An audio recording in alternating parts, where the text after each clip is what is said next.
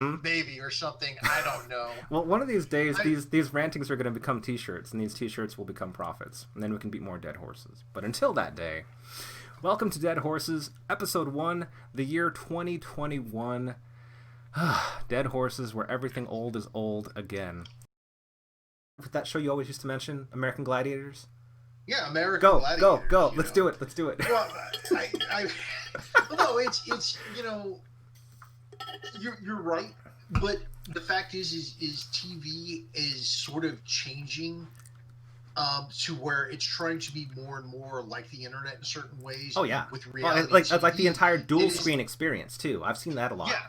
Yeah. But like with reality TV, it is definitely trying to build more and more of that parasocial relationship, like keeping up with the Kardashians. Right. I've never Hashtag watched, everything. yeah, but I knew people that were just like invested in their lives, and I'm like, why? You don't even know these fucking people. Yeah, you don't know these people. They don't know you. And If they're they horrible. did know you, They're horrible And people. if they did know you, you would be the help. Let's be right. honest. Let's You for would real. be the For help, real. You know. Um, no, it's to be the old man. There's part of me that looks at this, who thinks back to, my earlier days on 4chan, who thinks back to, fuck, my earlier days on AOL chat. Right. And there's just part of me that goes, to steal that scene from Planet of the Apes, you maniacs, you blew it all to hell, and that's what's happened. Well, it's funny you mention that because, of course, the first image that comes into my head when you say that is the original Planet of the Apes realization, where he realizes that he's at the footsteps of the Statue of Liberty. Yeah, exactly. And it's no small hyperbole, because we're literally looking at the smoldering and smoking, not remains, but carcass of the Capitol. Yeah. Can you believe it was last fucking week that happened? I feel like I've already lived an entire year just making it through this week. I remember my first coup. You actually, I do, because this is not my first coup, as we were talking before. Like, but for Americans, like this is their first coup. It's and when you look at this is going to go off on a tangent. It's okay. You look at the poll numbers for the Republicans, and how many think that the election was stolen, and how many think that Biden isn't the rightful president, and just how many people did not have a problem with what happened at the Capitol, or did not have a problem with Trump inciting a riot. It shows how many people have believed the big lie. That's the horrible part of it. They believe the big lie, and it just goes to, with all of these distractions, with all of these entertainment/media platforms that are targeting them specifically. Oh yeah. I don't know, short of censoring a lot of shit, which is bad, but at the same time necessary in some cases, I don't know how we get the fuck out of this quagmire we find ourselves in, to steal a term. This quahog that we find ourselves in. Exactly. Giggity. Well, and this is why I wanted to call this Dead Horses, because being a student of history, either through force majeure or through out of curiosity, I always think about the last time shit like this happened. Sadly, there's a whole bunch of examples I've been able to pull up, some of which I put on the agenda for today's show. But like I said, I'm already resigned to the fact that I'm going to have to edit the shit out of this session, and I'm okay with that. I'm totally fine with fixing it in post now. Fuck it. I feel good. Have to edit. I just say throw the fucking thing up. Goddamn. Our shotguns of ideas. Fuck them. We'll let the internet edit it. Good. That's my fucking title card. 2021. Jesus Christ. Oh, fun thing about that. 2021 was the year canonically when Mad Max started. Yeah. Did I share that little piece of art with you? The question of, like, can we just go ahead and start wearing these now, or do we need to wait a couple months? I mean, no, I remember that, because I want to know, like, where the fuck my gyrocopter is. I will fucking fly that thing around all over. But, it comes down to 2021, and everyone was like, we're going to get past 2020 and everything will be okay. And hell no. No, it's not. Not only no, but nope. Yeah, nope. We still have questions of. We barely made it through 1 week. Yeah, we barely made it through a week. We still have questions, like huge questions on the stability of our democracy. Mm-hmm. We're still trying to answer a question of what happens when you have politicians that will sit there and look. I understand that bending the truth It was part and parcel of politics. exactly part and parcel of politics, but there comes a point where it goes from bending the truth to not just outright lies, but to dangerous lies. Right, like telling the angry mob that's currently storming the building that you're in, where other vulnerable members of the opposition are, so that you can compromise, kidnap, or kill them. Yeah, that's kind of bad.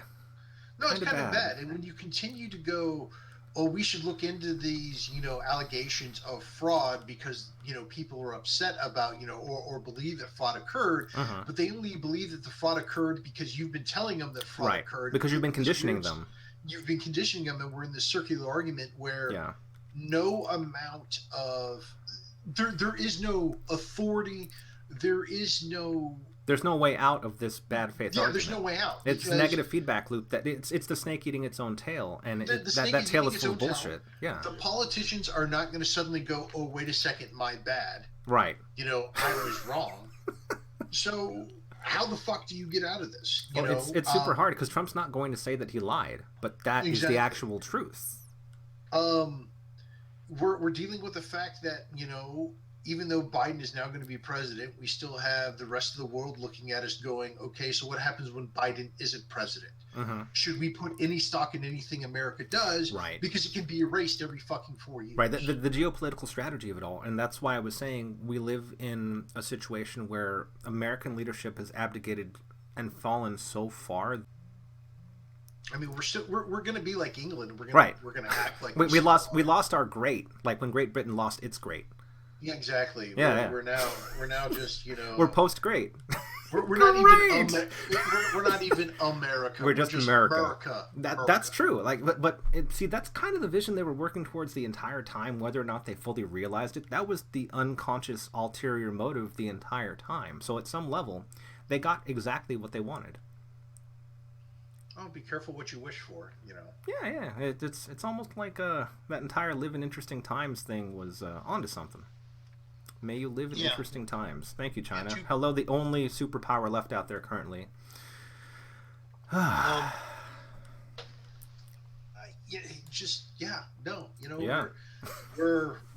barely a little over 2 weeks into 2021. What the hell day is it today? It's the 16th. It's the 16th. The vaccine rollout is not going the way it was supposed to, for a variety of reasons. Right. So we got to catch up to speed on that, which will start on the 20th. But the president can't just snap his fingers and things be magically better. Right. It's going to take us a while to get there. We're still looking at the fact that projections are showing we still got a long, tough road ahead of us as far as COVID and deaths. Right. And back on the 6th, we had the most deaths in a single day. It was over 4,000. But of course, we had the bigger story of the Capitol literally being under siege. So and also the projections are kind of pointing to the fact that we may not return. We may not have a chance to try to return to normal till next year. And people are already losing their goddamn minds now. So. Fuck it. I'm going to go outside to my house, or my apartment next week wearing my pants on my head and be like, fuck you. You can't judge me. Right. Right. This is how I'm coping with it. And as far as, to go back to something Bo said on one of his one of his videos streams. Yeah. One of his videos, he was going, the people behind this were not trained operators, and I go, that's great, except it doesn't fucking matter. Right. It only takes one person to actually be successful. Yeah. And the house of cards falls. Right, and that's kind of the things, like, because both you and I have worked security in different realms. I've done more the OPSEC cybersecurity thing and telecall work, and you've done physical security before. So we both have this shared mindset where we know that if security isn't in place, or if there's a compromise at the base level, the weakest link in the chain is always people, and that's literally what happened on the 6th. And it never stops being true. The bad guys only need to be right once, and that's the major point. Yeah, no, right only once. Yeah. And I mean, sometimes the stakes are pretty fucking high, like they were in this case. You know, and the fact of the matter that you've got the fact that we're arguing about what happened, the fact that we're like, having to be like, no, it wasn't Antifa, it wasn't Black Lives Matter protested. I'm like, did you pay attention to the fucking what happened on the 6th? Did you like watch it? Because there wasn't a single fucking black person there. I mean, I say that, and that's hyperbole. I can believe that there was a I'm sure there were at least a few, but they either got the fuck out early or they somehow magically never showed up on camera. Exactly. Yeah.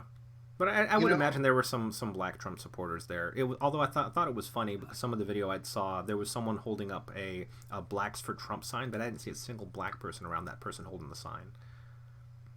Yeah. Yeah. Anywho, and here's the problem too with enumeration. Going down this path of enumeration and trying to say, hey, this instance exists, that instance existed, that's not the job of either you, me, or any punditry. In all truth, that belongs to the Justice Department right now as they go through and get the dragnet of whomever was actually involved in this. Yeah. And this is just really a matter of history. At the end of it all, it's just odd to look at history as it's being made, especially since my entire focus of wanting to beat dead horses is to look at things from the sake of history, from the viewpoint of history. Well, talking about that, the fact that now the right is going, oh, you shouldn't prosecute, you shouldn't hold these people accountable because unity. And I'm like, here's the deal. We have salient examples. I'm just gonna pull up, Yeah, go ahead. Germany before Hitler's rise. Right. And Hitler actually tried a coup. He and that didn't work, and they kind of used kids' gloves on him and his followers, and we see how that happened. Right. Or we see what the result of that was. Yeah. The fact of the matter is you can't let these go unpunished. Right. There has to be actual consequences. There has to be consequences, or they're going to do this again. Now, don't get me wrong. Punishing people isn't going to take the piss and vinegar out of all of them. Right. There are still going to be those who, my America was stolen from me, which is fucking bullshit. You don't own the fucking country. Exactly. Right. You don't own the country. You've never owned America. You don't own patriotism. But they still believe that they do. Right. And it's sincerely held beliefs that we have to fight against, and it's annoying on multiple levels, not least of which their patriotism is an illusion. It's built on lies. No, exactly. And that one video that you linked to the YouTube video with Bill Maher where he was talking about that woman, right, goes back to my point where capitalism has left these people, a group of these people behind. Yeah. And they're angry, but they're flailing about. And the first time they connect with something that focuses that anger, be it real or not real, and in many cases it's not real, they latch onto it because it gives them hope that, hey, if I get rid of this thing, if this thing happens, then my life will be better. It's a simple answer to a complicated world. Exactly. Yeah. And it's unfortunate. It's unfortunate that we don't talk about these things, at least in public school, in elementary, middle school, and high school. I was actually kind of surprised the spring semester that I had. I had my sociology class for like the first day or two. We were talking about different societies, different types of societies, hunter-gatherers, all the way up into what we are now, basically a information society. But she made this comment about industrial societies, and she stopped and goes, I'm going to say something here. No matter what the politicians tell you, no matter what they say about bringing back the good old days, we are never, ever going to become an industrial society again, because industrial societies, and she was talking specifically about the U.S., industrial societies only work when wages are low. Yeah. Oh, that's one of the key features of how capitalism works. You have to be able to And exploit exactly. people. And she's like, that is never coming back to the U.S. Right. So this It's been idea that, outsourced a long time yeah, ago. the idea that these jobs are going to come back are a lie. And Yeah. you need to realize that. And she goes, I'm sorry, it's unfortunate to say this, Mm-hmm. but you are never going to have certain opportunities that your grandparents had. Right. And that your grandparents and parents had. And that's just the truth of it. Yeah. Well, it's You very know? true because like I've of course seen a lot of that up close. Like the jobs that go to the third world in no small instance, some of the jobs that have gone over to my home country, those are jobs that Americans don't really want or won't do. And also there's the entire economics point. It costs too much for those to be American jobs anymore. Yeah. It All politics I, aside, these are terminal realities at this point. no, it is terminal reality. Yeah. Capitalism isn't a moral. It has no moral choices. It just has an economic choice, and the Right. economic choice is it's too expensive to have here. Right. It's the reason why we don't have the steel industry that we used to have. It's the Mm-hmm. reason why we don't have the manufacturing industry that we used to have.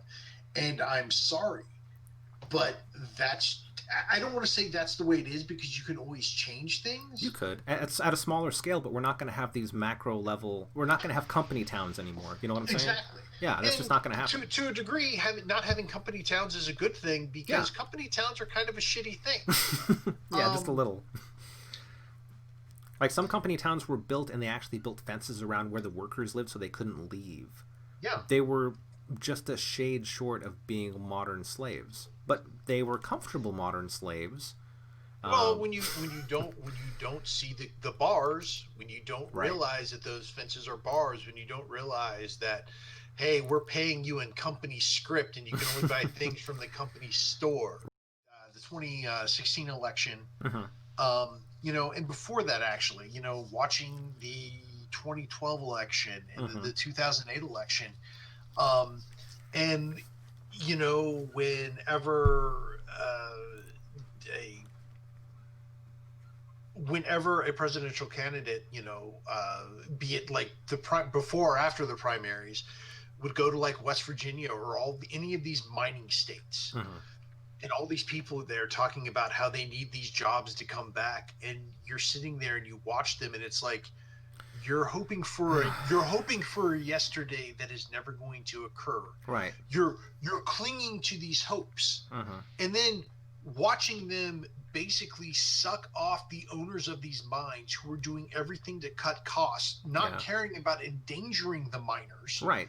Right. you know. Those are But ultimately expendable miners. but these families literally are filleting these guys, saying, "Oh, you're going to save us," and it's like heartbreaking to be like, I can understand you being desperate. I can understand, you being squeezed and being left behind by Mhm. capitalism, but at the same time, you don't have the ability to step out and look and go, wait a second, we're being exploited here. Right. Not just for economic greed, but for political expediency. Yeah. Oh, look, we care about these poor miners. Mhm. You know, and at the end of the day, and this is where I turn into a heartless asshole, when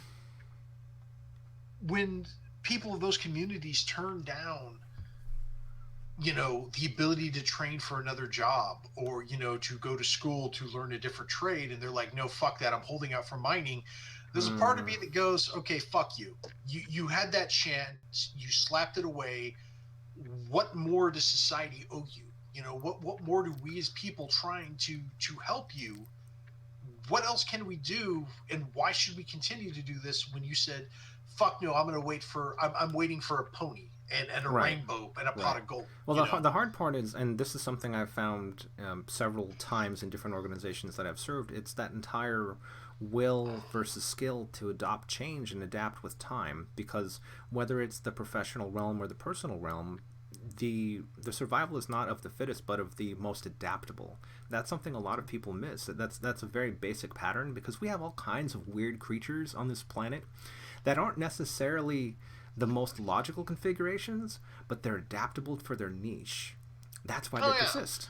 You look at sloths, you look at pandas. Those things should not be alive, but right? they are.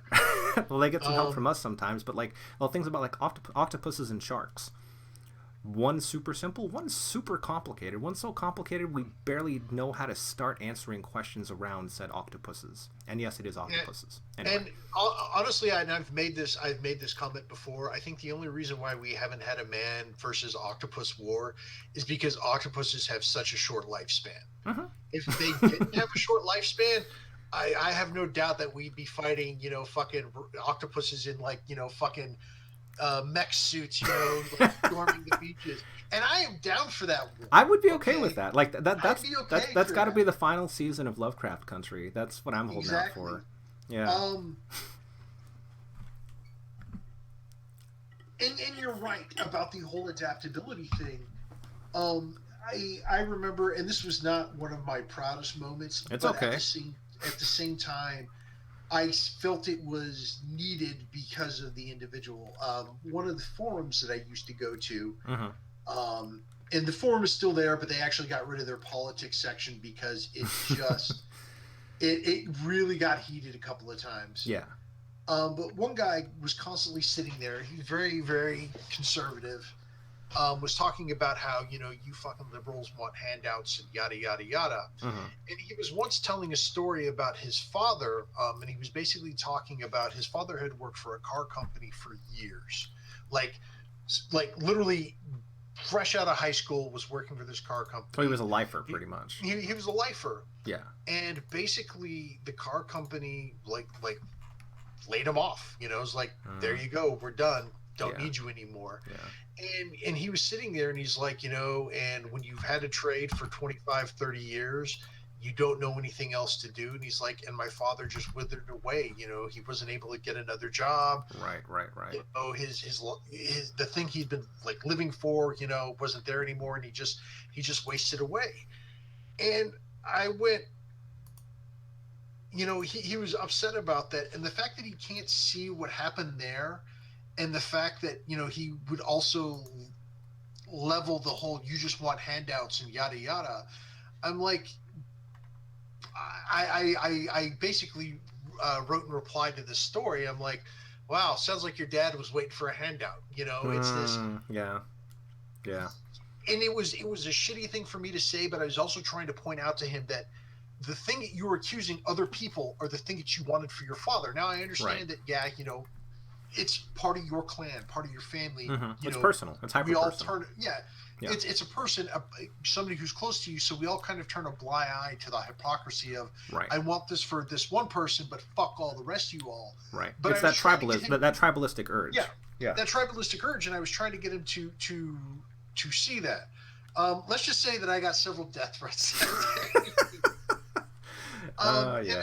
And I mean, it was, in a way, it was beneath me, but I didn't know of any other way to make my point to him. Right. And it's very difficult to make nuanced points to people that ignore nuance from the get-go. Oh, when I worked at the Ford plant here, doing security, which, by the way, I want to point something out. Ford... Am I going to have to edit the fuck out of this? No. Okay, Ford go. Ford with the UAW. They're auto workers. Their security, while Ford employees had their own union. Okay. And what those guys were doing at a certain level was almost criminal. And I don't want to say on the level of breaking the law, but it was I'm going to, using our union rules or whatnot, I'm going to manipulate this so I'm making far more money than I'm actually worth, or actually providing a service to Ford.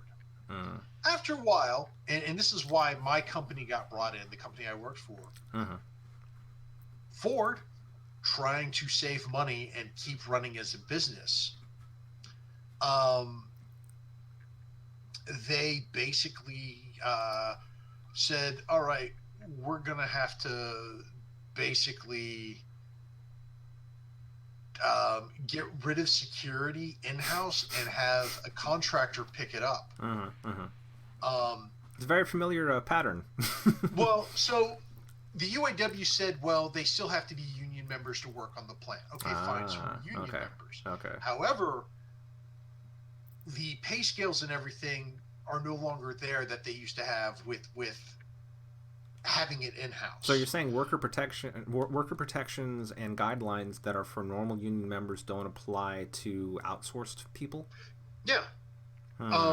So, let me continue with this. Okay.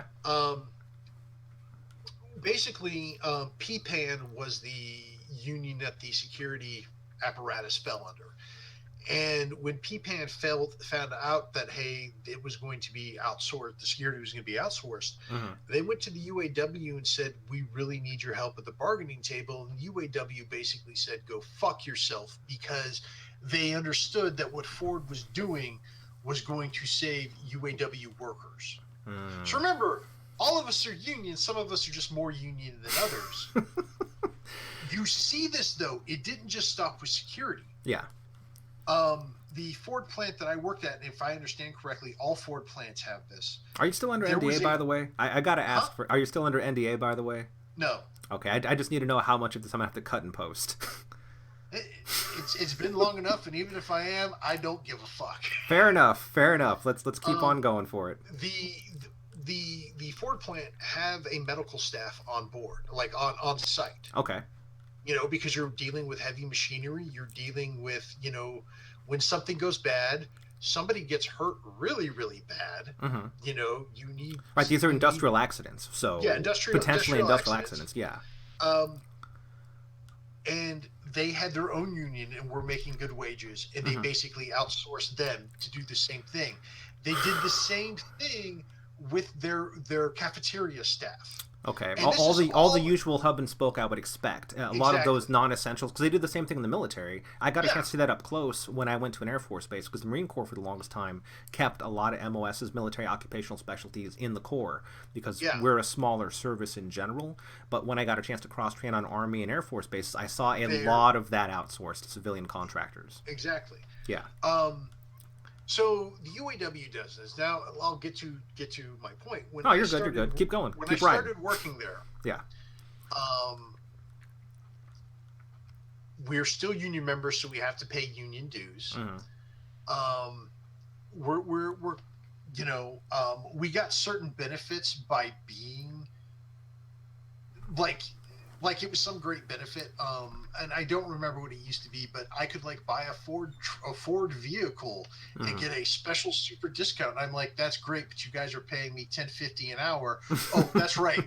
With union dues, it comes out to $10.05.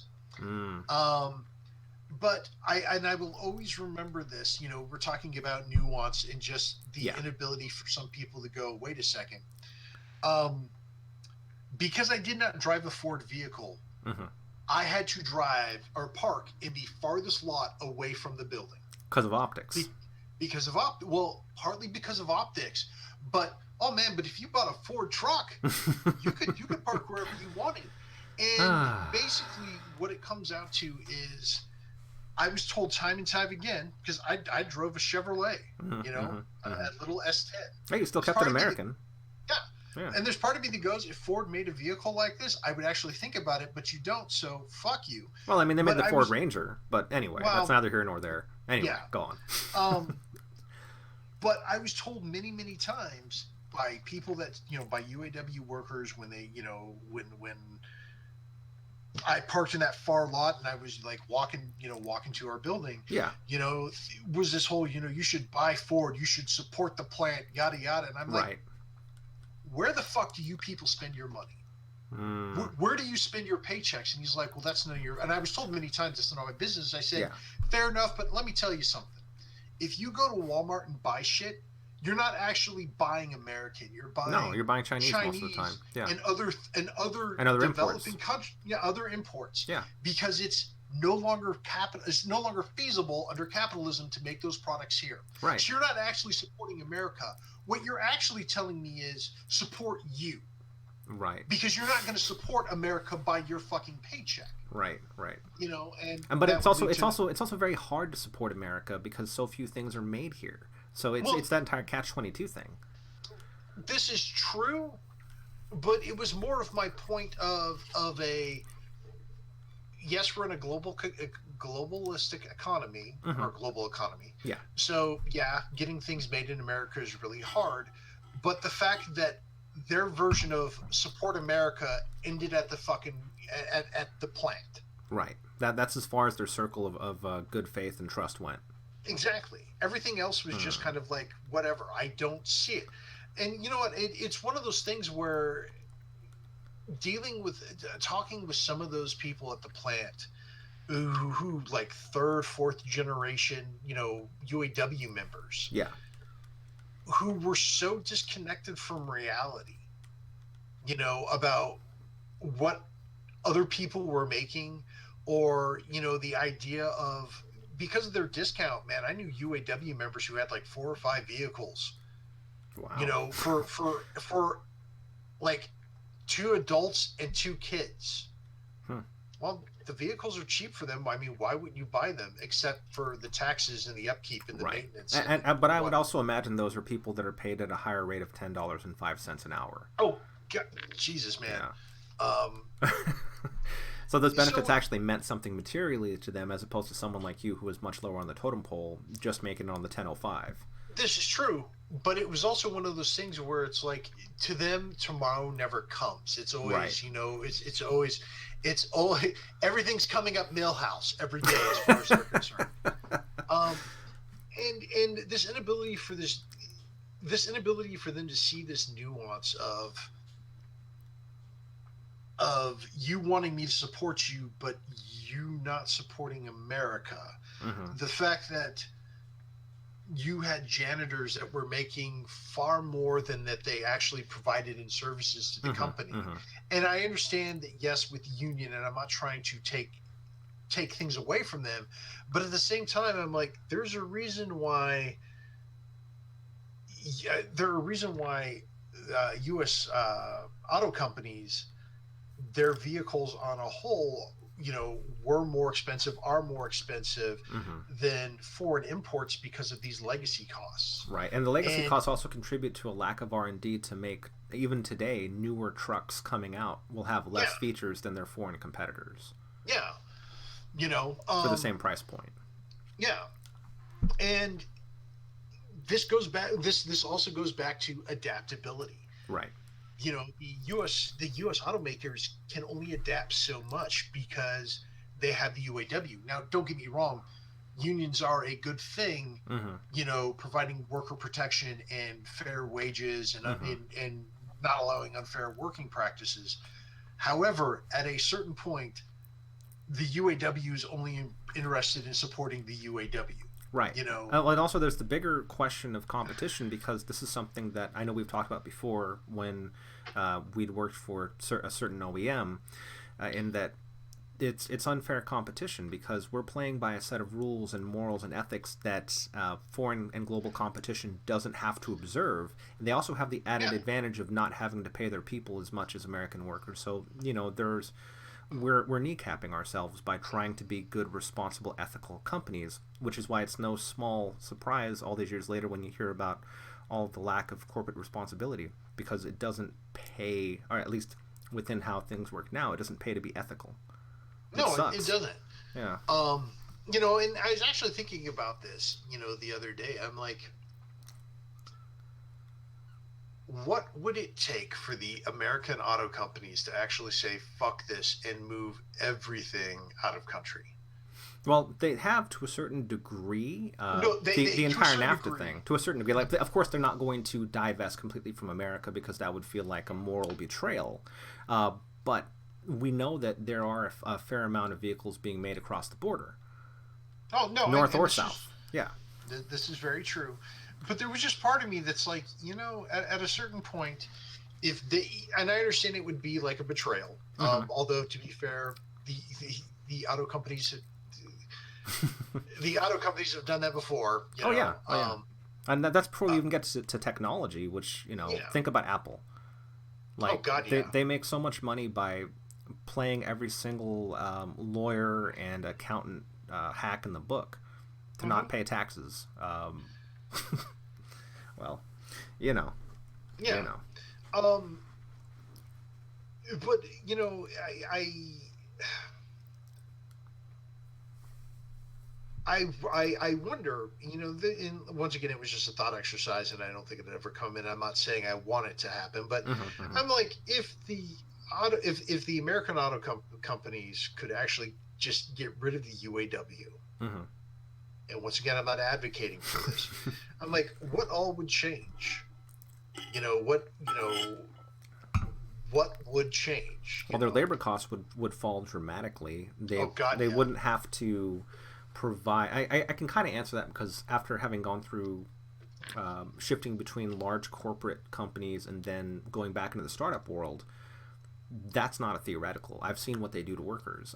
They dangle little things in front of their faces, like the idea of unlimited overtime. Kind of the same thing that happened to you when they would dangle that little benefit of, hey, you can buy a Ford vehicle for this massive discount, but you don't make enough money to ever afford said vehicle. So, it's the in between the lines conversation between what's offered and what actually happens if you bite on that cherry of unlimited vacation. You're not going to have a job. Oh yeah, that's just the truth of it. No, this is very true. And also, you've got the constant competition between you and all of these cutthroat, teammates that are supposed to be teammates, but we're naturally competitive creatures most of the time, especially when the culture of hustle and grind is a thing. People have their jobs, their side hustles, and everything else, but they want to be number one no matter what, because since we popped out, we've always been conditioned to try to become the best, no matter what. So you got people working, like, falling over themselves trying to own and master whatever it is they're doing, whether it be people, processes, what have you. And it's hustle and flow until you can't hustle no mo. That's really about it. Yeah. So if the UAW was gone, you would have lower paid workers that would probably work their asses off and burn themselves out. But it's kind of like the Amazon thing. People are still working for Amazon because sometimes it's the only game in town. The pay from the outside looks really good. It's $15 an hour, but they don't realize once you get to that Amazon plant, you're going to be on your feet for about 8.5 hours a day. You're literally the cog in the machine. You are the feet running to all of those different places playing pickup and drop off. That is your life until you're Amazoned out. Yeah. Or until they replace you with robots. I'm sure. They're working on that too. Actually, they're doing a whole lot of warehouse automation. No surprise there. But they still need people to hand box those things and ship out and do QA and all that. So we haven't got rid of people completely, but oh, sweet Jesus, are they working on it? Well, I mean, it's the same thing with mining and whatnot. It used to take hundreds of men to clear mountaintop, and now you can do it with a handful and some machinery. Yeah, some fracking. That's why fracking is so popular. Yeah. Make that money. Yeah, it was. I mean, there's a question of what would happen to the workers, but it's also a question of like you said, what would happen to the name of those auto companies here in the U.S. and the rest of the world, right? Because the streets be watching you. That's why we got social media. The streets be watching you. Would the people in charge try to keep the vehicles at the same cost, or would they actually lower them? Now that they didn't have the worker cost. And what capitalism tells me, they would keep it at the same cost and try to, come up with some bullshit excuse. Right, because they have to maximize their bottom line. Well, yeah, I mean, you have to, no matter what. That's how it works. Because you got to make a profit. And it's interesting that we're talking about cars as much because Tesla's going to be here in Austin pretty soon. They're setting up down the road from where I live, so it's going to be interesting to see how that changes the face of Austin over the next few years. I'm very interested to see just what having both Joe Rogan and Elon Musk in this town is going to do to this town. What, and I've talked to a couple of people about this. Because one of our shared friends also has a shiny new Tesla, and I'm seeing more and more of them within my circle of friends and people because, that's how it goes. No, there's a part of me that goes, and I mean, in this, the fact that all these big tech companies are coming back to Austin or Texas in particular. Or Texas in particular. Yeah. But like in Austin and Dallas and Mm-hmm. Houston, Mm-hmm. because I think it was Hewlett Packard is going back to Houston. Oh wow. Okay. Not that far, actually, I think, from my uncle. But it's a question of seeing what happened in the Silicon Valley, seeing what has happened in Seattle as far as Oh man. Yeah. the price of real estate and houses, And all the homeless like, people and as a all the reaction homeless thereof. people, Yeah. all the homeless people who have jobs making six fucking figures, low six figures, by the way, but still Mm-hmm. six figures, Mm-hmm. where anywhere else in America, man, they would be doing good. Right. But they can't find a fucking house to live in. Well, And living we're out of the having fucking right. We're having the race to the bottom here domestically because America is a huge country, but the hardest part of it is trying to find the right circumstances that can make your life sustainable. Yeah. You know, we're seeing a lot more tents, and like I was talking with Faith about earlier, it's weird to see all of these first gen REI tents out for people that are air quotes experiencing homelessness. It reminds me of what happened in Sacramento when I visited a friend of mine back during the previous financial apocalypse, 2007, 8, 9, uh, watching all these tents being set up on the governor's lawn and very close to the Capitol in Sacramento. Uh, we see it as we drive out of our relative comfort here in the suburbs to see the rest of Austin looking like the governor's lawn. That's not shrinking. No, it's not, and it's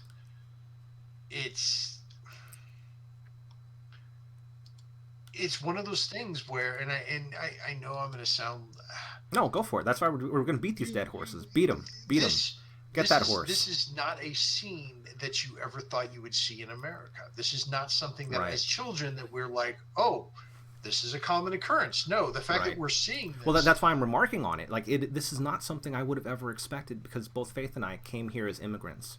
We've seen true abject third world poverty before. I would never expect to see this in the company that we came for to escape those conditions.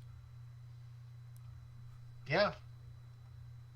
I myself not being an immigrant, but But you have some of that experience because you weren't born here either. Even though you were born an American citizen, you had a chance to see the world outside of this country too.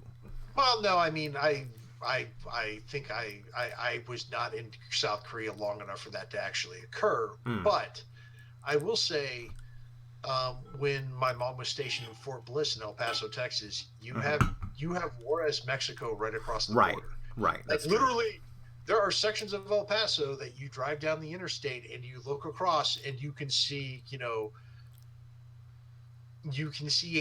housing in Juarez, and you are immediately hit by the fact of, wow. Mm-hmm. That's the difference. That's the difference. That is a huge difference. Yeah. And when you actually go into Juarez to do shopping or just to, sightsee, whatever, you're definitely struck by the fact that, things are not great here. They're really not great here. It's better than it is in some places, but it's still a shame on a humanitarian level. Yeah. Not to even mention all of the unmarked graves that they found, just filled with dead women. Yeah. Almost like they're not valued. Yeah, funny that.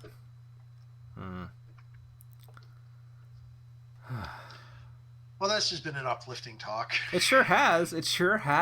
But we still do have an agenda so we can beat the traditional horses about the WASPs, because we wanted to talk about some of the forgotten heroes of a bygone era, World War II in particular. And on the agenda, we brought forth the WASPs, remembering the WASPs, the forgotten American female pilots of World War II. And this was a topic you wanted to bring up. And whatnot. And although I think in some ways, this segment would be better with certain other people that we know, actually sharing with us. But the idea of, like, Rosie the Riveter, the idea of all these iconic hero women of that time. All these iconic hero women that, we can point to these posters of these people, but when it comes to actual people to hold up as examples, we're kind of sparse, not because they didn't exist, but because, well, the men have come home, fuck all that women shit, you know? Yeah, it seemed like it changed really fast, didn't it? Oh, God, yeah. Like we You need know, everybody to help. You know, what was the old adage? Your work here saves a man for the front, or something like that. yeah. Yeah. But the thing is World War II was not the first time it had happened, and World Right. War One Right. was not, was not the first time, and the Civil War was not the first time that it had happened. It was, we need you all to step up and to do these things, and we're gonna show you a wider world, which was fortunate because it made women realize, wait, I don't have to just sit at home and sew and take care of the Right. kids. Right. There's But a at the life same beyond this time, kitchen. yeah, there's a life beyond the kitchen, but at the same time, it's very disingenuous, shitty. I don't know the right word for white men. There's that group again. It almost seems like all of our problem can be attributed, but white men coming back and be like, okay, get your ass back in the kitchen, or we're going to downplay this. Like you had temporary freedom, temporary responsibility, but in the long term, you're still just second class citizens. Yeah, and you had a group of women that basically like, look, this will save men ferrying planes, from one location to another. This can be done by an auxiliary group. Right. Flying planes is not easy. Flying planes is not safe. Yeah. Especially back then, man. Yeah. Accidents happen all the fucking time. Yeah. But it was also a way for these women to get their license. It was a way for women to experience freedom. Yeah. It was helpful to the war effort, and we just kind of meh. It's like when we talk about World War One, you hear about I believe it was York, one of the first Medal of Honor recipients. You hear about how the Marines, Marines kind of got their nickname of the bulldog and everything from the Germans and whatnot. Well, the Teufelhunden. Yeah. The Devil Dogs. The Devil Dogs, sorry. Yeah. The Battle of Belleau Woods. And yes, I know my Marine Corps history, but I'm not here to show you how big my E-pin is. Let's keep going. But we forget, you had the Harlem Hellfighters. You forget that, yes, there was there were black troops there. And those black troops actually, if I remember correctly, fell underneath the French army because no self-respecting white general in the U.S. would actually Oh, you're talking about command in the actual battlefield. Yeah. But they you learn about the Harlem Hellfighters. You learn about or you read about like some of the acts that they did is just fucking mind-blowing, just fucking heroics, and just like the size of their balls at times, which is like Jesus Christ, man, how did you walk? But that's not really celebrated. It's not really talked about. Right. It's more a footnote in history in American history classes. They just kind of gloss over it. Exactly. Yeah. And it's one of those things where you go, well, what the shit, It goes from a focus of it turns into a focus of what the white man did. And I feel so racist saying that, and I am white. And you're in Missouri. And I'm in Missouri. And you go to World War II, and you kind of get the same thing, what the Japanese Americans living on Hawaii, some of the shit that they did was, just wow, like holy Christ, you had the and I can't remember. I want to say they took the moniker of the Buffalo Soldiers, but you had black troops in Italy, you had black troops in World War II, and yet it's just like, why don't we talk about these white guys over here? And the fact of the matter is it wasn't just white people, it wasn't just white men that actually contributed to this, to the war effort. Right. It was everybody. But it seems that every time that it seems, and this is just me observing it, Mm-hmm. every time that we had to go, kind of out of our comfort zone or outside of our norms in order for a war effort, as soon as we came back, we really tried to make it go back to the way it was, Right. not acknowledging that that's not going to happen, you know? Well, once you've given people a taste of what real freedom is like, it's very difficult for people to want to revert back to how things were when they were less than equal. And you brought up a really great point before about how black troops in particular were treated in French society. There's a reason why there were a lot of crossovers historically and culturally between France and the African American experience post-war, Yeah, because they stayed there yeah, after. exactly. Yeah, That's why you know? cognac, I mean, to this day, cognac is something that is very popular in African American culture, in no small part because of those experiences felt post World Wars. They were allowed to be full humans, and this is something W.B. Du Bois talked about. Not to trail off too much on him, but I have to always use him as a point of focus because his experiences, his lived experiences, thinking about the dual consciousness of what it is to be an American in different contexts, especially in how Americans were treated in France. You had this dual consciousness that would emerge where you were both hated, loved, adored, fetishized, what have you. You couldn't just exist as a person, which is exhausting for any minority, let alone an African American during those times.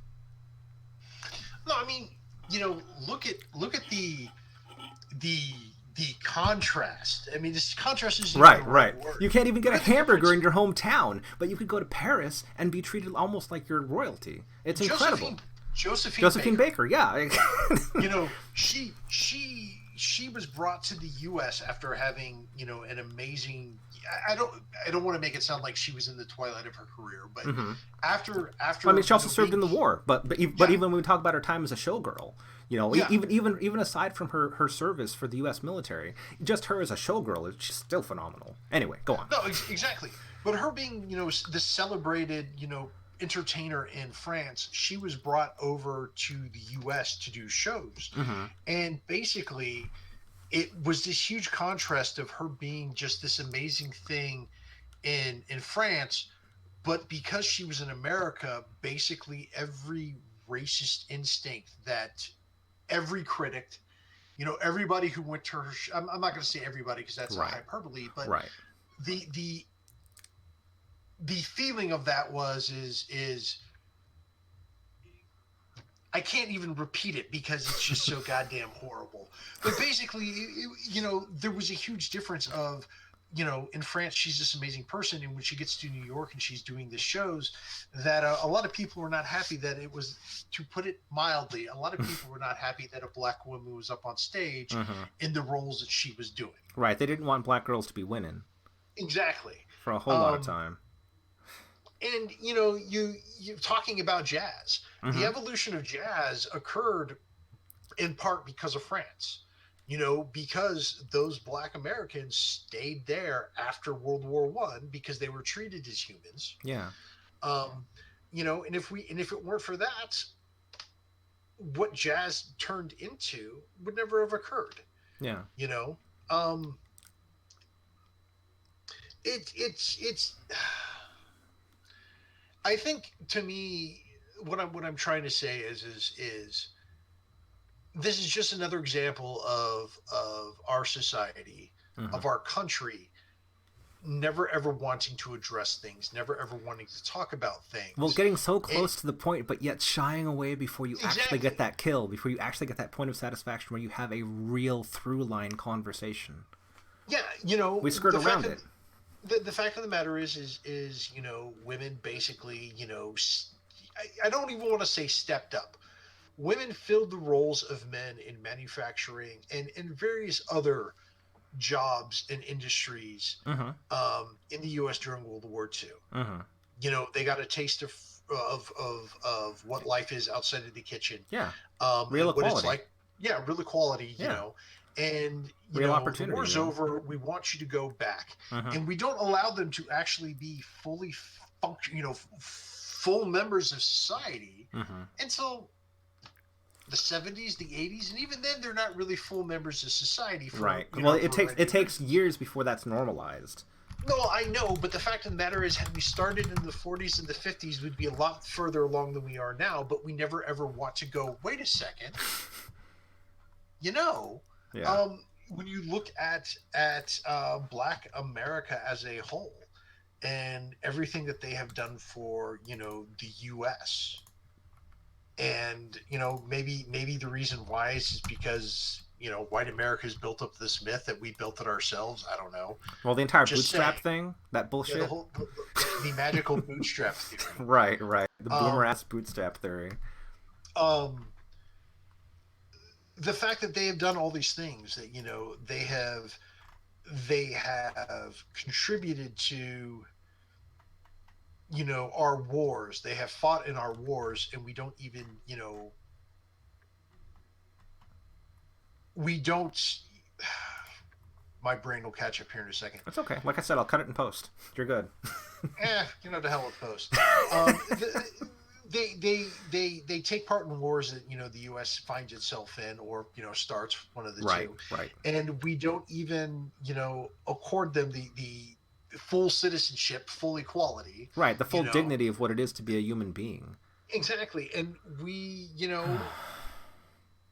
they get more. I want to say, I don't want to say a taste, but they get the feeling, they get the idea of what that actually feels like when we send them off to war in other places. Mm-hmm. And when they come back, we're surprised that they would like to be treated like human beings. Right. Like, almost like that's a right. It's almost like you earn something when you put your life and your blood on the line for a country that won't do anything for you. Yeah. And once again, we just kind of, we really don't want to upset the guys that have come back from the war. So if we could just go back to the way things were, and it's just. Well, I don't know if you got a chance to watch it or not, but we'd mentioned it before. The run of season 1 for Lovecraft Country, of course, touches on that as one of its central themes, where the main character was a Korean War veteran, and that's the Forgotten War. People don't really talk about the Korean War as much. Technically speaking, it's the war that hasn't ended. Yeah, well, no, and in this example, I don't want to forget the Korean War. I definitely don't want to forget the Vietnam War. Yeah. But you see the same thing happen. Well, that's what I'm going to guess. Like it's the same pattern over and over and over, and that's what's bad, because there's no generational equity. These people came back from war, before we even get into what happened in Tulsa, and all the other times that African Americans tried to build a community and tried to get real capital. Every single time, their communities were destroyed by angry white mobs. Not unlike the angry white mob that stormed the Capitol a week ago. No, exactly. It's almost like you could learn from history if you paid attention to patterns. Well, learning is hard, and having to question yourself is hard. Right, introspection is too difficult. Fuck it, let's meme. No, well, and that's where we're at. It's far easier for me to fucking look online at stupid fucking MAGA memes. Right, because ma'am, this is a Wendy's. Ma'am, this is a Wendy's. But yeah, and Josephine Baker, this is a Wendy's. And Josephine Baker, this is America. This is America. And I know I'm saying this, and I know being 42 and white male, and straight at that, I'm probably the last person in the world that should talk about these things. But yet here you are, fucker. Yeah, but let's be honest, because you can't find anybody else. Well, it's okay. We're the glistening little bits at the bottom of the barrel. Well, so shine bright, you ridiculous diamond. Yes, you ridiculous diamond. There's just a part of me that we were talking about, kind of just exhaustion, or just this emotional exhaustion over this moment, and also the weight of fucking history that leads us to these outcomes. Exactly. Holy and there's fuck. Just part of me that goes, I really wish you fucking idiots would get a goddamn clue. Right. I really, and I understand it's not just the population. I understand that it is the powers that be. It is capitalism. It is, it is all of these uncomfortable truths that we live under. Right. Are are the result of many, many things. And It's I not one get thing. that. It's not one thing. It's so many things. Or I'll often say Exactly. in shorthand, it's not one thing. It's everything. But there's a part of me that goes, I'm tired of the hypocrisy. I'm tired of the double talk. I'm tired of the dog whistles. I'm tired Yeah. of the code words. Yeah. But more importantly, I'm also tired of the fact that the longer we continue to fight, argue, and discuss about this, Without the taking action. longer without taking action, there are other things that we need to be addressing. Right. You know, Right. You're dragging your feet. I don't know why you're dragging your feet. I'm going to guess fear, but Oh that's yeah. just a guess. Oh yeah. Please stop. Get with the fucking times. Grow up. Be an adult. Be a human fucking being. Understand that equality is not a piece of pie. And just fucking move on. Actually admit that the Civil War was over slavery. I don't give a fuck what else you say. Look deep down inside. Ask yourself, what does that say about you that you're trying to ignore that or argue against that? And maybe, just maybe, we can start extending our hands and actually building bridges of like friendships and rainbows. I don't know. Yeah. But I'm tired of these patterns where all these bad faith arguments that prevent real progress. Bad faith arguments that prevent real progress, or anytime that you have an example of, hey, this is when a minority, women, Hispanics, African Americans, Asian Americans, whatever, when they do something, and instead of it being, celebrated or taught, we just, well, it's a footnote if you're lucky. It's never going to be a statue. It's never going to be anything that people see. It's never going to be a statue of you on a horse with a black man on one side and an Indian on right? the other. God, that right? Was, wow, that aged like fucking milk. Holy shit, dude.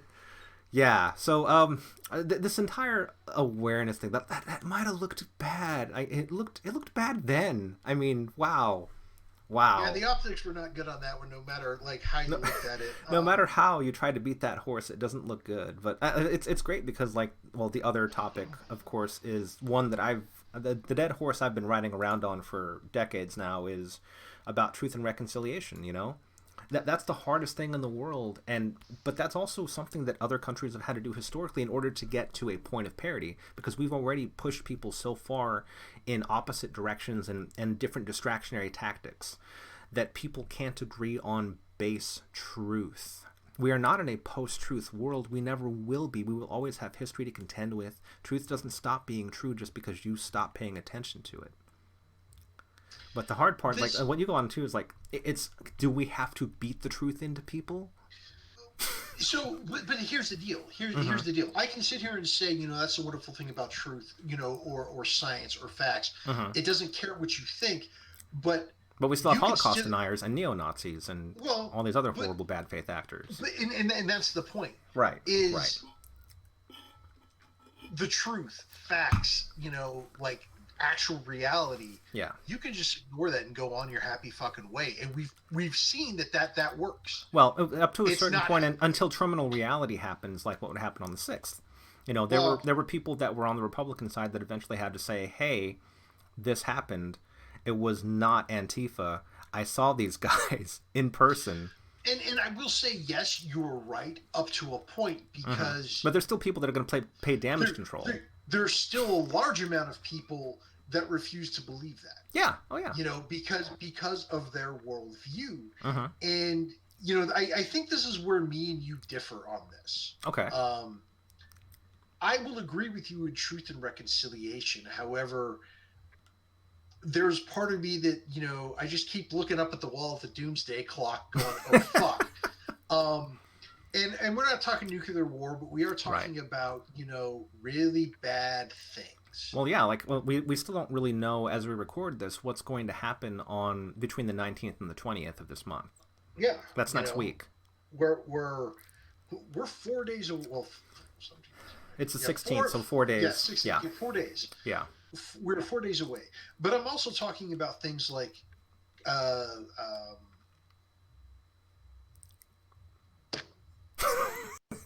Wow. Your brain Holy just fell shit. out.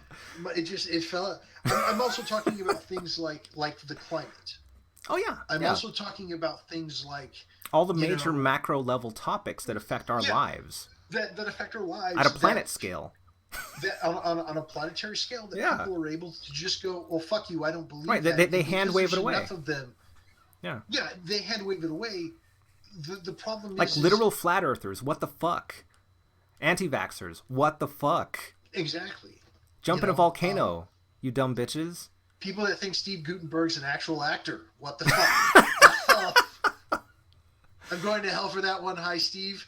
Hey, Steve. But where I think me and you differ on this whole truth and reconciliation is I'm like, yes, it's a good idea, and I think it should be done. However, I don't think we have time for it. In fact, I'd be willing to bet money that we don't. Well, you know where my eventual bets are stacked. Well, this is true.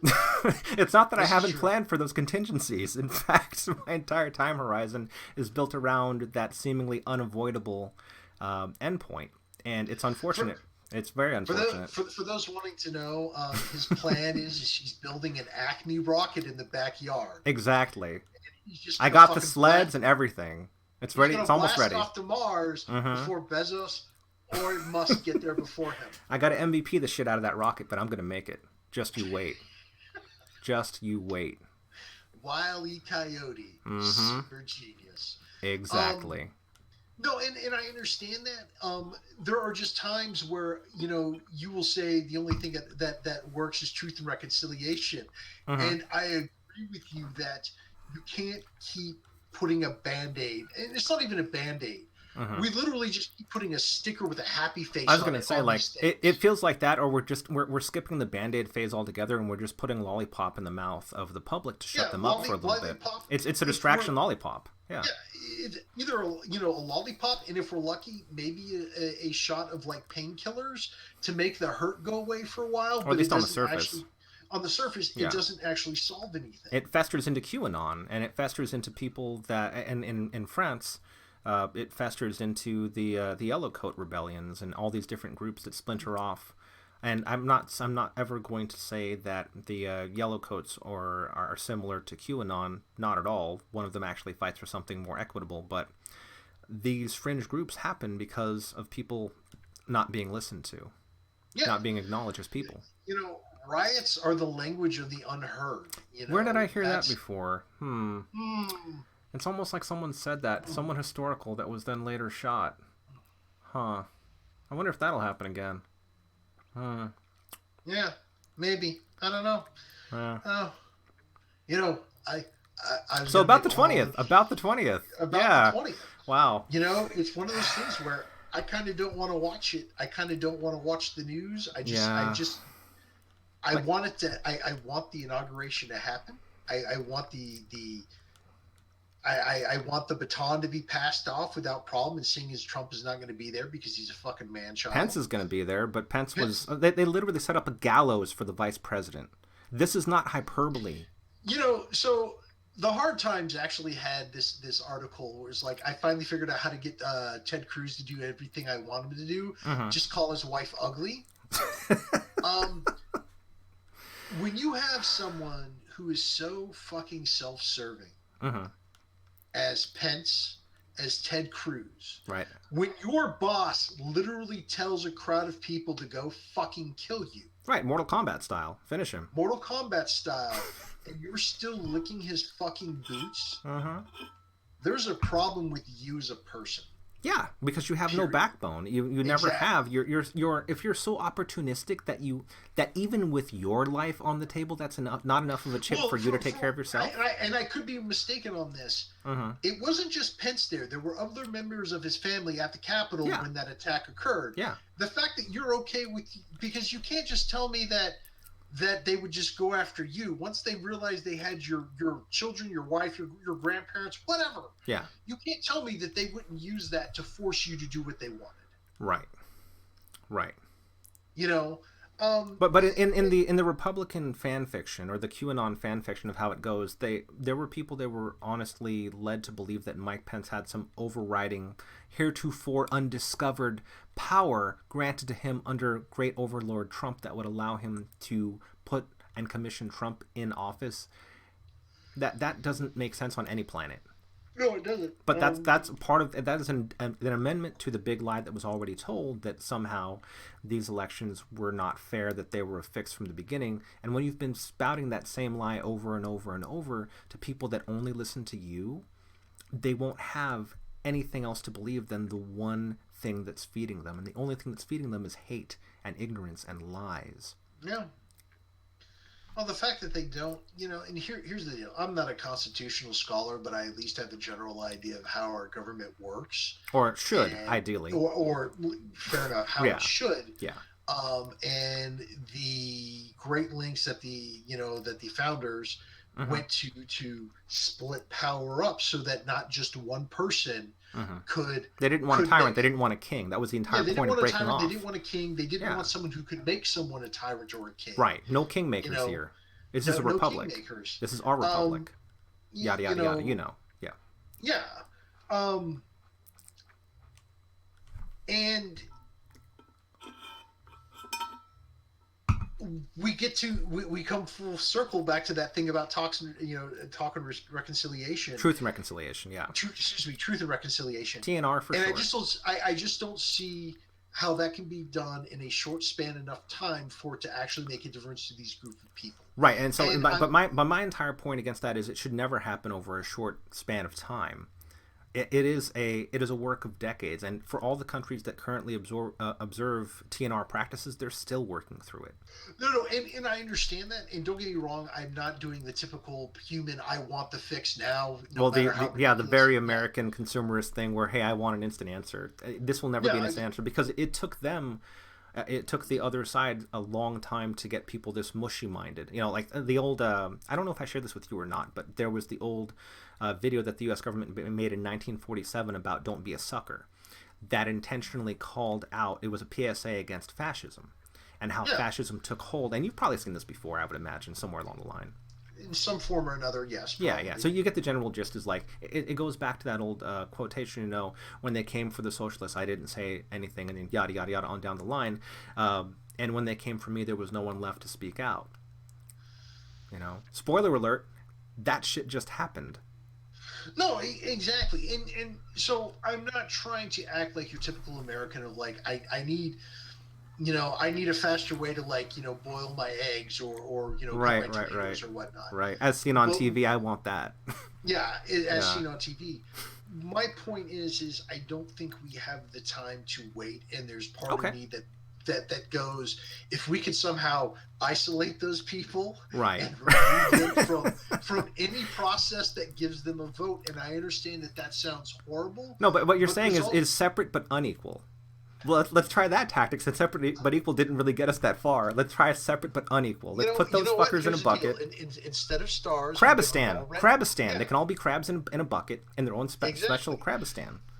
But there's part of me that goes, we don't have the time to bring them up to speed. Right. Hey, the climate is getting worse, and this is not going to be a pretty picture if it gets to where we think it's going. Right. We don't have time to bring them up to speed of like, okay, look, I know this may shock you, but minorities have the same rights as you do. Mm-hmm. And the world, it turns out the world actually isn't flat, and it's not surrounded by a giant ice wall.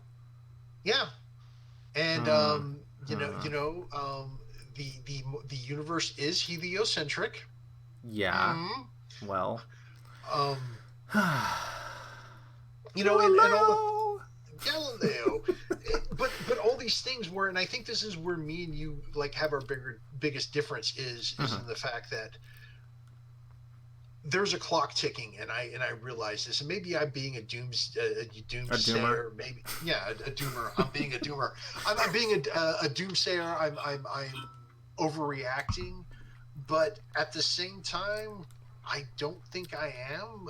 Sadly, I don't think you are either. I wish I could put it another way, but I don't think you're wrong. It's just that I'm an optimist, and the way that I set up my life. I'm really hoping, 100, 200, 300 years in the future, somebody finds this podcast and be like, my God, these people were right about everything. That'd be my greatest vindication.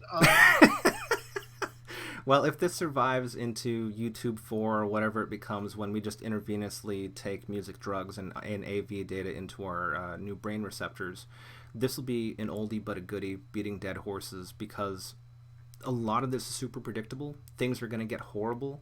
The world, through the Industrial Revolution, was able to kill so many whales. So many whales. And the equation has changed because now we're the whales. Yeah. Yeah. Although we're still driving the sixth age of extinction. I think that's how they phrase it. I don't remember. Which is kind of interesting because the previous 5 were all done by the planet, and we decided, you know what, hold my beer. Exactly. We're still driving it, but at the end of the day, and you know what? Here's the deal. What I truly believe, because we don't know, because all of our science, we don't have an actual time machine. There's only so much that we can figure out. Right. But and to anyone who's listening, although I'm pretty sure it's a small group, I understand that this theory may have changed, or this outlook on the past may have changed, but I'm going with what I know.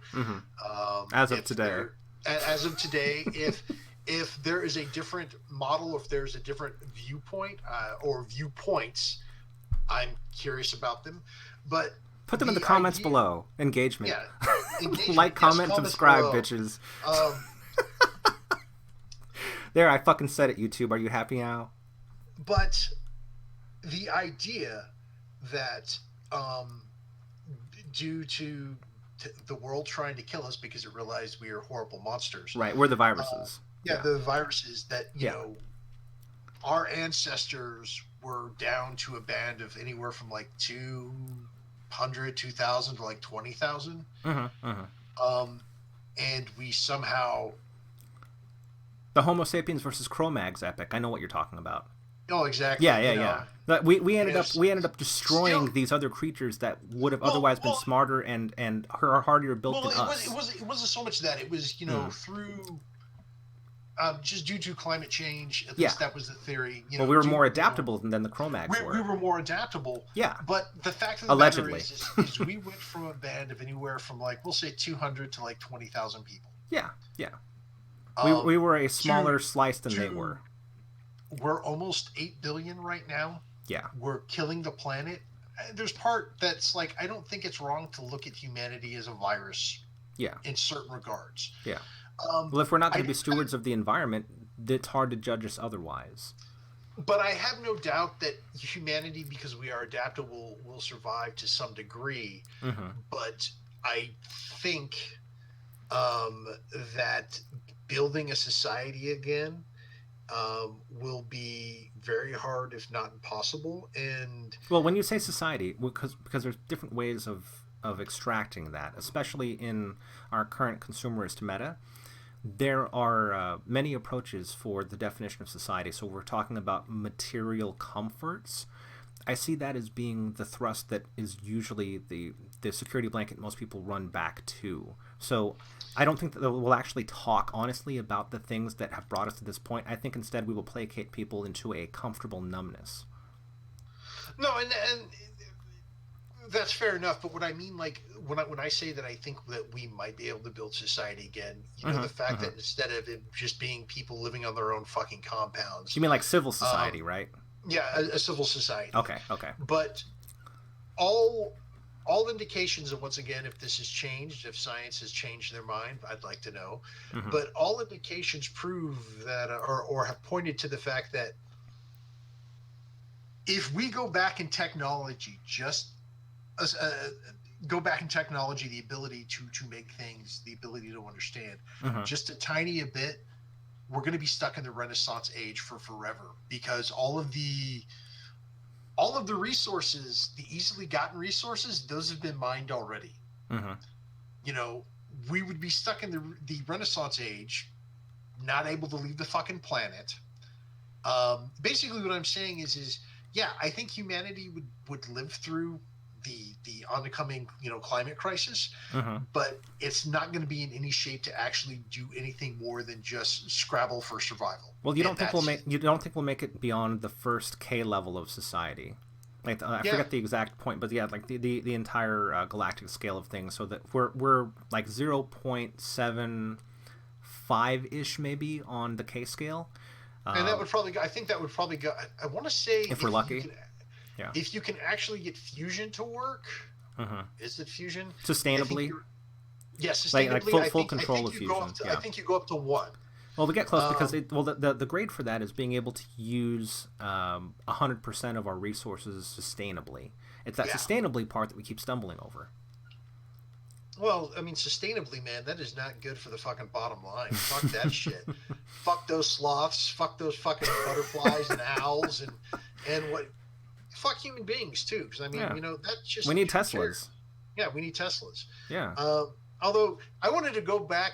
Let's be mm. honest. The whole reason why Musk is moving to Austin is just to give a finger to California. That's yeah. all he's Like doing. it's he gets so many. Well, the finger, of course, but also the financial incentive because they're not going to tax him. Oh no. There's plenty of They, exploitable workers that, especially now, there's plenty of exploitable workers that need work, and they will work their asses off because oh they don't want god, to yeah, lose that job. exactly. You know. I mean, you want industries like that in cities based around tech. So when Yeah, the there's bottom plenty of line, talent here. yeah, there's plenty of Mm. talent, and when those people can't get jobs and are desperate to make sure they don't lose their houses or can feed their kids, man, Right. they will fucking kill You'll do almost for anything to pay that mortgage. Yeah. exactly. Yeah. Um, Well, but also about TNR, like the limitations of TNR, and I do definitely take your point to heart about it's too late for America to start truth and reconciliation now. This should have happened decades ago, but because America refuses to ever have those hard conversations, it's difficult to get any traction, groundwork, understanding, shared experience, shared history. But that's been a meta problem with this, with the way that things work here. Unfortunately, people talk in circles and build echo chambers, and well, that's kind of been the status quo, which is why I try to advocate for TNR in this country. It would take an incredible amount of effort and humility to do it, and it's one of those things that I know it does feel like it's too late, but if it never happens, you can never expect any real change. no, and that's fair. And there's part of me, and I've brought this up, and yeah, I may have brought this up with you, but Mm-hmm. one of the problems that we're having with the COVID-19 pandemic and getting people Yeah. to wear their masks Great case study is in they're that, like, yeah. it's my right. And here's the problem. My rights We versus... we we have a problem in this country that we've never actually like sat down and taught people where your rights begin and end versus somebody else's rights. Right, because we never talk about responsibility. The only people that ever No, march for responsibility are minorities. no, well, you know, yeah, Yeah, with rights comes responsibilities. I have a right to own a gun. Well, but you should also be responsible in that right right. to own a gun. You should be a You know, responsible adult about it. yeah, Emphasis on you both should words, be responsible and adult. you should be a responsible adult when it comes to free speech. Yeah, you should. But Because there's see that most consequences. people, Or there well, should there be. should be consequences. Yeah, Yeah, there should exactly. be. Yeah. As pointed out by Legal Eagle, Mm-hmm. under the legal argument, because the government does its best not to infringe on free speech. Mm-hmm. Proving somebody, is actually inciting a riot is incredibly difficult. Right, because we're looking at intent, which is one of the hardest things to prove in a court of law. Oh, exactly, because that's to prove it in the court of law. I completely agree with you. Yeah. Well, but But, there's also an orgy of evidence in the case that we're specifically talking about, where you can see the months-long conditioning to sell the lie, the context, the full of what was context of happening when it was right, happening. right. Well, no, like you said, actually getting him, found guilty of incitement legally is Yeah. difficult. But Because it's also a under show. You have to play, like, being a lawyer requires you to also be a showman, unfortunately. You have to be able to yeah, win hearts and minds. You have to be able to not just use the facts, but also use the fiction of what happened and the understanding, which can always be malleable because people have opinions. yeah, but the fact that he's not a constitutional lawyer, and it was just opinion, and I will totally go with that. But yeah. he goes, yeah. if you can't impeach somebody for what Donald Trump did, then you can't impeach somebody for anything. Right. It's the litmus. This is the lowest the bar has ever been. Right, and then that's why I say, like, this is a moment that we've been building up to, and I've had these conversations with different people in my circle wherein this is the litmus test for me in how I judge this country for the rest of my life. Even before all of this happened, I was saying that when he leaves office, if he faces no criminal charges, jail time, any actual accountability, that tells me all I need to know about the very nature of how this country works. And anyone else that's been paying attention even a little bit will come to very similar conclusions. No, and I agree with you. And, there's a part of me that is hoping that the New York State Attorney is able to dig up a lot of dirt and throw his ass in jail. Yeah. I'm hoping that his children get thrown in jail. I would like to see Trump and his children, because they were complicit in all of this. Right. All of his crimes. Barred from ever being able to hold any position. How'd they place it? There was a phrase to it. Any position of public trust or authority, they should be banned from that for life for the betterment of the republic. There is no way these people should ever be in a position of trust.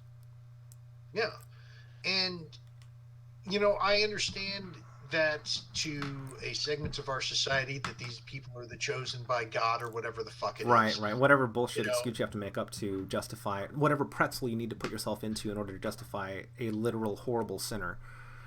And an immoral person under any rubric of judgment. And I understand that trying to placate them or trying to play nice with them is pointless. It does not. It's appeasement. In the British sense, it's appeasement. It's appeasement, and we will be the losers because there is no. Just like the Brits were to the Nazis. When they did appeasement against the Nazi Party, that's why saying the very term appeasement to this day is a stain on people. It is an open-handed slap to a politician in the UK if you ever call them an appeaser, because of what happened between Britain and the Nazi Party back in the day. People haven't forgotten. Exactly. At least there they haven't forgotten. And that's exactly what would happen with those groups, with that group of people is you would appease them on one thing and then it would be something else. Well, it's exactly what happened here. Because, we watched that play out here because they said, hey, Trump he's only going to put the tip in. He's only going to, do all these lawsuits because it's within his rights.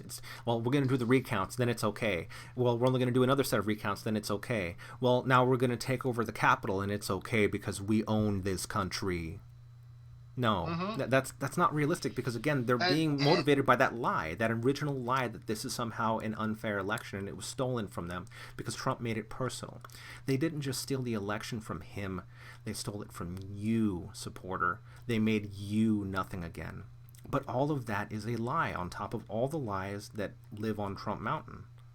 But this isn't new because Mussolini did the same thing. Every fascist before him, they made it personal. This is the playbook, which is why, again, I'm beating horses from history. Go on. Sorry, man. I just had to say that.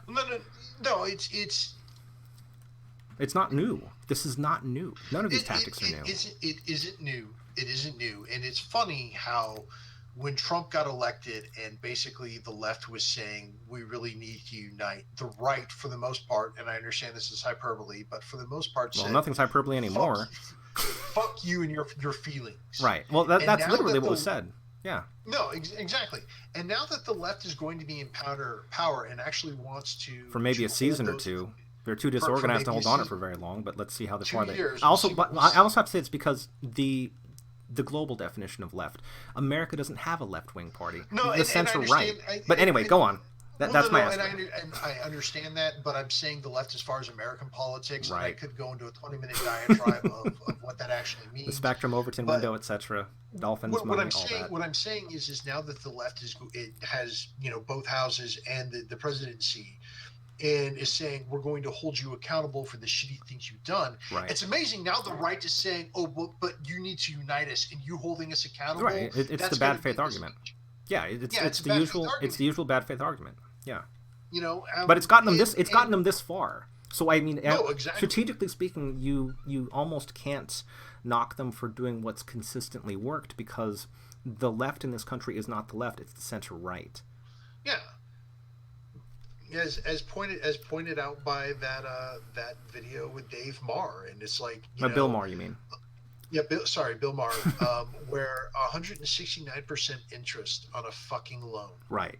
And that's California. Inexcusable. And also every other state that has those types of loans, but predatory loans. And yeah. Anytime a state, gets it on the ballot to make those illegal or to limit the interest on those loans. Continue.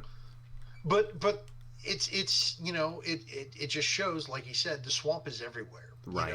The fact that anytime a ballot initiative gets put on the ballot to either do away with those businesses or to limit what they can charge for interest, basically that industry gives a metric fuck ton of money to politicians. Yeah. And it's not really a problem because it's profit over people. That's another pattern that exactly. that consistently scales. It's always going to be profit over people. Oh, excuse me. You're good. It's exhausting. I know, man. It's legitimately exhausting. Sitting here going, well, you realize that if you got two options. You either don't hold them accountable and nothing changes, or you do hold them accountable. They'll still hate you. They'll still think that you're being sent by the devil and Satan, and that you have parties with them, which I don't, because I'm boring. I wouldn't mind having orgies with succubuses and witches and whatnot, but I'm really boring. Some of them will actually go, holy shit, what I did was treason. But for the most part, they're not going to change their attitudes, period. Holding them accountable is good. It's showing the rule of law here in the country. Being a real thing, not a theoretical construct that applies to everybody. Being a real thing. But at the end of the day, no thing you do will ever get those people to realize what they did, what they believe, is wrong. They're never going to vote for your side. They're never going to actually, admit that they were wrong. They're never going to compromise. Look at other people as having a right to exist here in this fucking country. Exactly. Or any amount of dignity, Well, when they say "Make America Great Again," that's not much of a dog whistle, because we know what that means. Yeah, it means that people. White again. It means that quite literally. To be fair, MAGA is a much better sounding than Mawa. Mawa. That just sounds ridiculous. Yeah, when you rip the scab off of that, that's really what it means. It means people like myself, my wife, and a lot of my friends, we are the next to be stepped on. That's about as far as we'll ever get. And I'm not there on that level, but eventually I would be one of the undesirables. I was going to say you're still on that list. This is bullshit. Right. You're also because you fall short of the Aryan ideal, since you have a pre-existing medical condition, which is heresy enough in this state.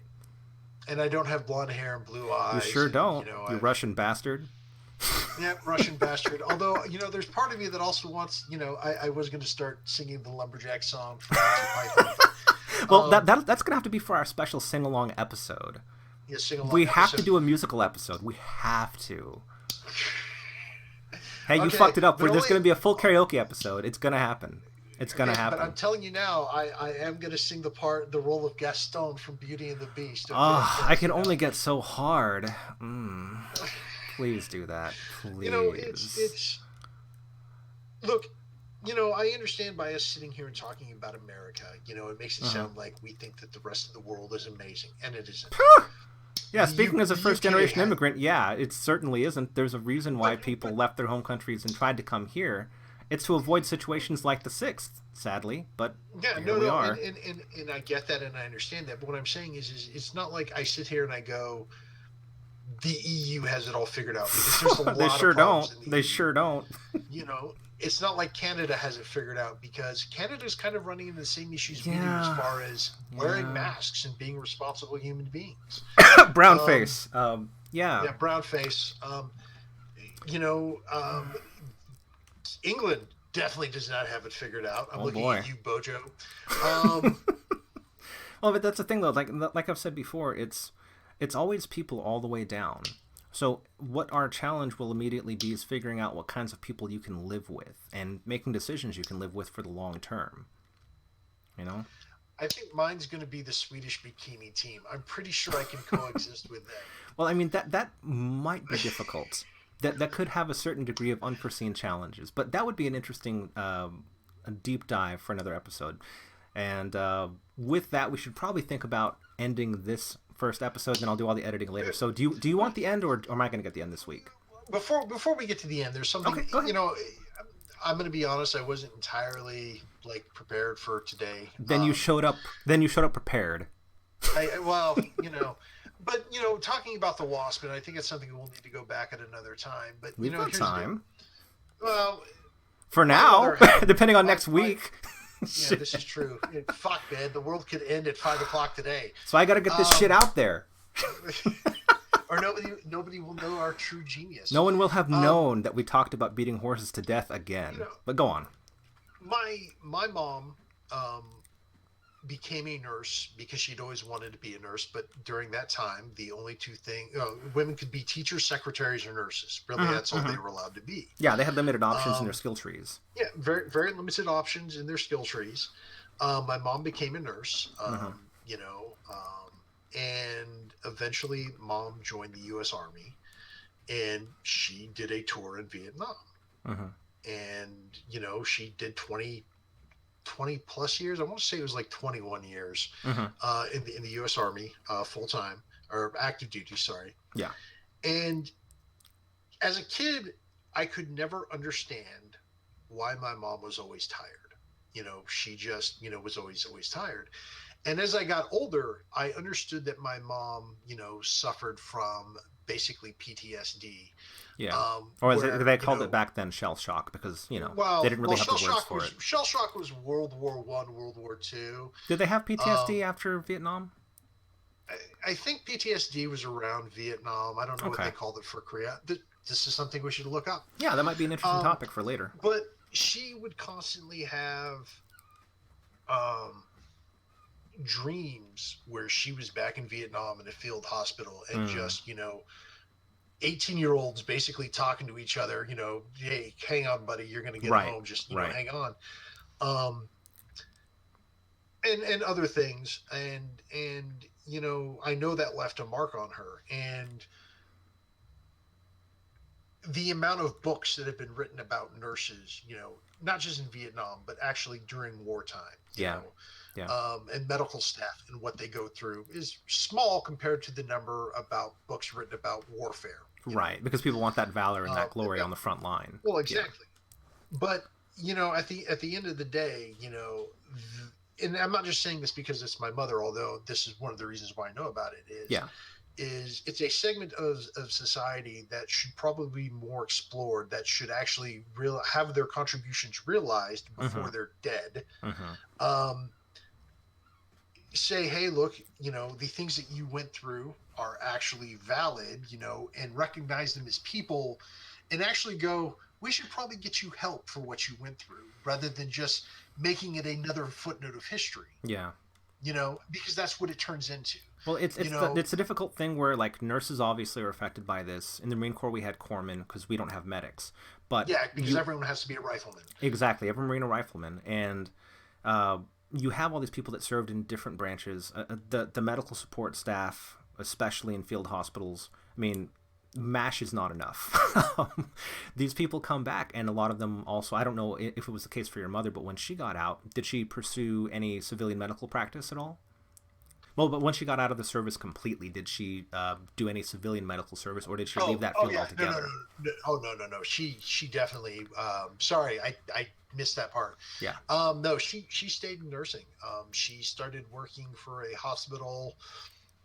Was basically, I want to say, like, head nurse on one of their floors. I don't remember which floor, but then she eventually got into home health nursing, and that is what she did up until she retired from that. And then she was a school nurse in I think it was the Katy Independent School District for like the last 5-6 years before she finally retired.